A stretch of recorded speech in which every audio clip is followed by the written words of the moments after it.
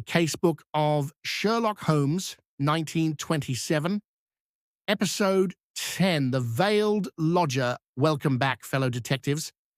Throughout our journey together, we've witnessed murders, betrayals, and elaborate deceptions, but today's final case in our series will touch something deeper than mystery. It will reach into the very nature of justice, redemption, and whether some secrets should remain buried. Have you ever carried a burden of guilt so heavy that it shaped every moment of your life? What if I told you that sometimes the greatest punishment isn't what the law delivers, but what we inflict upon ourselves? Prepare yourself for one of Holmes's most emotionally profound cases, where solving the mystery isn't about finding the criminal, but freeing a tortured soul from decades of self-imposed exile. Picture yourself on a grey autumn evening in 1896, when London's fog presses against the windows of 221B Baker Street like an unwelcome visitor. Holmes sits by the fire, uncharacteristically quiet, lost in thoughts you cannot fathom. It's been weeks since a case worthy of his talents has presented itself, and the enforced idleness weighs upon him. Then comes a knock, not the urgent pounding of someone fleeing danger, but a hesitant, almost apologetic tap that speaks of someone who fears their imposing. Mrs. Hudson shows in a woman you'll never forget, elderly, dressed entirely in black, with a thick, dark veil covering her face so completely that not even her features are visible. "Mr. Holmes," she says in a voice roughened by years of suffering, "my name is Mrs. Eugenia Ronder. I've come not because I need you to solve a mystery, but because I can no longer bear the weight of my secret alone. I've lived in hiding for 7 years, and I think it's time the truth was finally told, even if it destroys me." Holmes gestures for her to sit, his entire demeanor shifting to one of gentle attention. Here is something different from the usual parade of stolen jewels and missing persons. Here is a human soul in genuine torment. "Mrs. Ronder, you're quite safe here. Whatever you wish to tell me will be treated with complete discretion." The woman's gloved hands tremble as she clutches the arms of the chair. "Before I begin, Mr. Holmes, you must understand that I'm not asking you to do anything. I don't want vengeance. I don't seek exoneration. I simply need one person to know the truth before I end my life, which I intend to do very soon." "Suicide?" Watson interjects with alarm. "Mrs. Ronder, surely whatever burden you carry cannot be so terrible that death is the only answer." But Holmes raises a calming hand, his eyes never leaving their veiled visitor. "Let her speak, Watson. Mrs. Ronder has earned the right to tell her story in her own way." "Here's where you should pay close attention, detective. What kind of secret would drive someone to live in complete isolation for 7 years? What truth could be so terrible that death seems preferable to continuing to carry it? Consider the weight of guilt and how it can become a prison far more confining than any cell." "7 years ago," Mrs. Ronder begins, her voice barely above a whisper, "I was known as Eugenia, the beautiful wife of Ronder's Wild Beast Show. My husband, Grimesby Ronder, owned a traveling circus that toured the counties of England. We had lions, tigers, bears, and my husband was their master, the great animal trainer who could make wild beasts obey his every command." She pauses, and even through the veil you can sense the bitter smile. "Or so the posters claimed. The truth was far less glamorous. My husband was a brutal, cruel man who ruled his circus through fear and violence. He beat his workers, starved his animals, and treated me as just another possession to be controlled and displayed." Holmes listens intently, already fitting pieces together in his mind. "I remember reading about Ronder's circus. There was an incident, wasn't there? A tragedy involving a lion?" Mrs. Ronder's shoulders sag, as if the memory physically pains her. "Yes, Mr. Holmes. On the night of August 23rd, 1889, my husband was found dead in his wagon mauled to death by Sahara King, our largest lion. The beast had somehow escaped its cage and attacked him. I was discovered nearby, grievously wounded. The lion had torn half my face away before the other workers could drive it back. Now comes the crucial detail that transforms this from tragedy to mystery.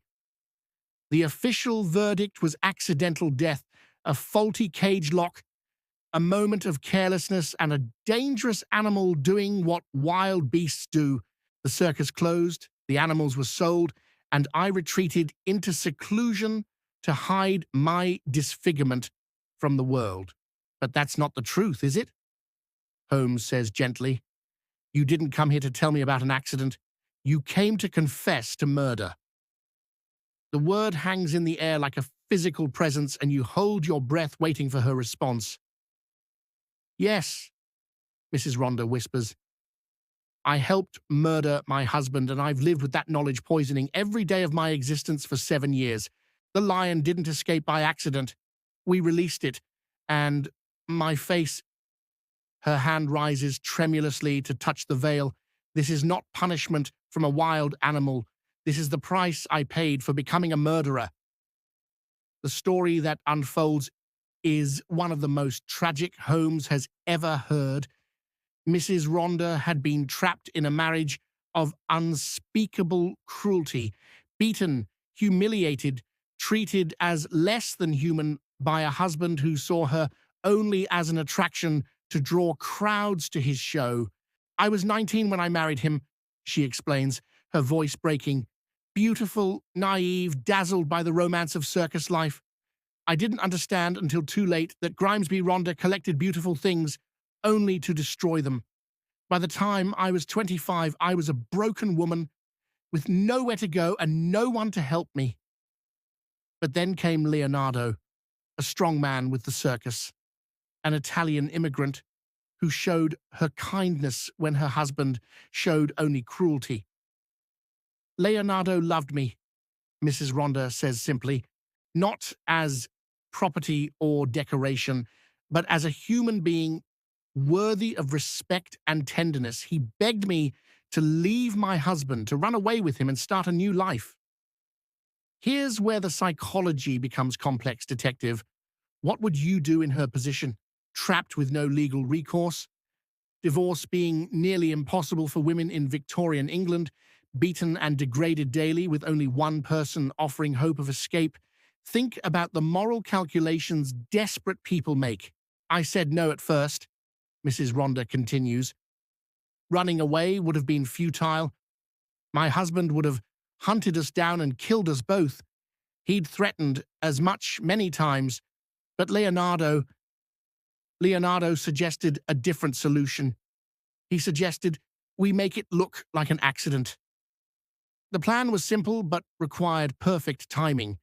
During a performance, when the circus workers were all occupied, Leonardo would unlock Sahara King's cage and drive the lion toward Ronder's wagon using meat and his whip. The enraged beast would attack Ronder, and everyone would assume the cage lock had failed. We chose a night when the circus was in a remote village. Mrs. Ronder's voice grows hollow with remembered horror. Leonardo released the lion just as we planned, but something went wrong, terribly, catastrophically wrong. My husband heard the commotion and came out of his wagon, armed with his club and whip. What happened next would haunt Mrs. Ronder for the rest of her life. He fought the lion, Mr. Holmes. He actually fought it, beating it back with his club while screaming for help, and God forgive me, I stood there and did nothing. I watched my husband fight for his life against an animal we had deliberately unleashed, and I did not cry for help. The lion eventually overpowered him, tearing him to pieces while I stood frozen in horror at what we'd done. But then, her voice drops to barely a whisper. The lion turned on me. Perhaps it smelled my fear, or perhaps it simply continued its rampage. It lunged at my face, its claws raking across my features before Leonardo finally drove it back. The injuries Mrs. Ronder sustained were catastrophic. Her face was torn away, leaving hideous scars that made her appearance so shocking that she could never again be seen in public. This veil isn't vanity, Mr. Holmes. Children scream when they see what's beneath it. Adults turn away in horror. I am a monster on the outside now, which is fitting, because I was always a monster on the inside. Holmes listens to all of this with an expression of deep compassion. Mrs. Ronder, you were a victim of systematic cruelty who saw only one path to freedom. Many would say your husband's death was justice, not murder. But she shakes her head vehemently. No, Mr. Holmes, justice would have been escape, divorce, legal protection. What Leonardo and I did was murder, premeditated, cold-blooded murder. We didn't kill in self-defense or in the heat of passion. We planned it, executed it, and then hid behind lies while accepting society's sympathy for the tragic accident. Here's where the case takes an unexpected turn. And Leonardo? Watson asks. What became of him after that night? Mrs. Ronder's laugh is bitter and broken. Leonardo's conscience couldn't bear it. 2 years after my husband's death, he confessed everything in a suicide note and threw himself under a train. He left the note with his sister, who was to deliver it to me after his death. She produces a worn, tear-stained letter from her bag and hands it to Holmes. This is Leonardo's confession, written in his own hand. It corroborates everything I've told you, the plan, the execution, the terrible accident with the lion. I've carried it with me for 5 years, unable to destroy it, but terrified someone might find it. Holmes reads the letter carefully, then looks up with an expression you've rarely seen on his analytical features. Pure human empathy. Mrs. Ronder, why have you come to me now? If you wanted to confess, you could have gone to the police. If you wanted absolution, you could have gone to a priest. What do you want from Sherlock Holmes? I want you to decide, she says simply. You're famous for your brilliant deductions, Mr. Holmes, but you're also known for your understanding of justice beyond the letter of the law. Should I go to the police and face trial for murder? Should I carry out my plan to end my life? Or is there some other path I haven't seen? I'm tired, Mr. Holmes. So very tired of carrying this burden alone. The room falls silent as Holmes considers this extraordinary request. Watson looks shocked.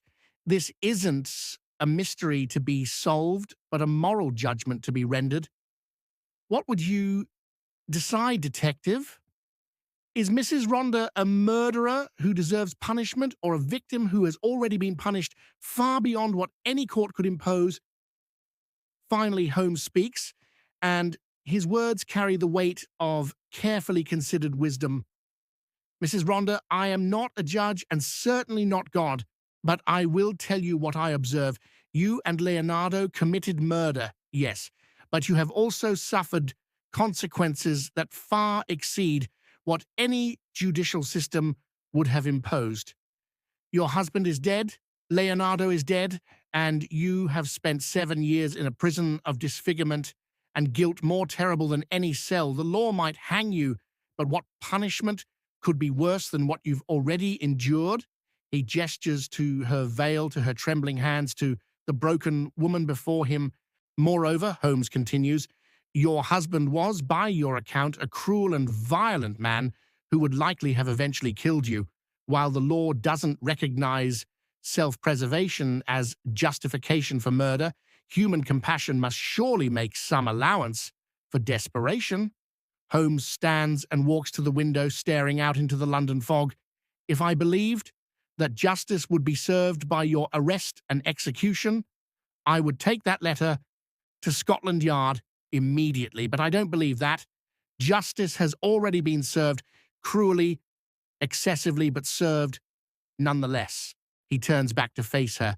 Mrs. Ronder, I'm not going to report you to the authorities. Your crime is 7 years old. The evidence is circumstantial. and prosecution would serve no purpose beyond vengeance, but I am going to ask something of you in return. Anything, she whispers, name it. Holmes's expression is stern but kind. I want you to abandon your plans for suicide. You've punished yourself enough.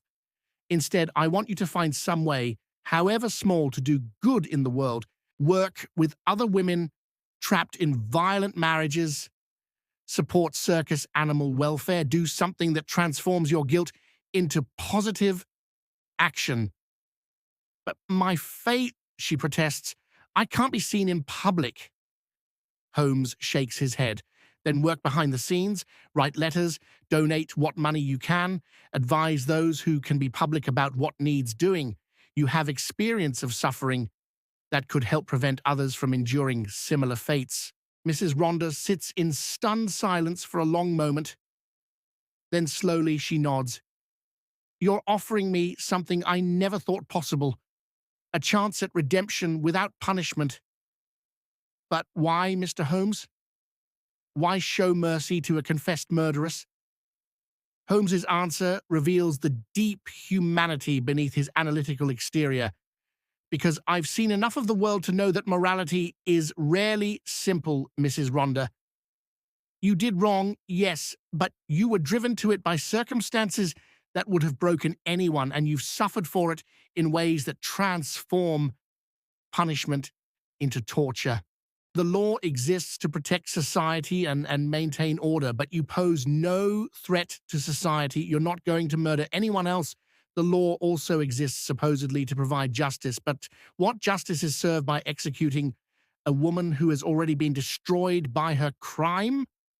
Watson, who has been listening silently, finally speaks. Holmes is right, Mrs. Ronder. As a doctor, I can tell you that the psychological trauma you've endured is punishment beyond anything a court could order. Live, if not for yourself, then for those you might help. Tears soak through Mrs. Ronder's veil as she struggles to speak. All these years, I've believed I was beyond forgiveness, beyond redemption. You're telling me that's not true? Holmes's voice is gentle but firm. I'm telling you that redemption is always possible for those genuinely seeking it. Your guilt proves you have a conscience. Use it to do good. Before she leaves, Mrs. Ronder does something unexpected. She slowly lifts her veil, revealing her scarred face to Holmes and Watson. The injuries are indeed horrific, but both men meet her gaze without flinching. Thank you, she says softly, for seeing past the monster to the woman beneath. After she departs, Watson turns to Holmes with mixed emotions. Was that the right decision? We've let a confessed murderer walk free. Holmes lights his pipe thoughtfully. We've let a victim of circumstance who has already been sentenced to a life of suffering continue that life with perhaps a small measure of hope.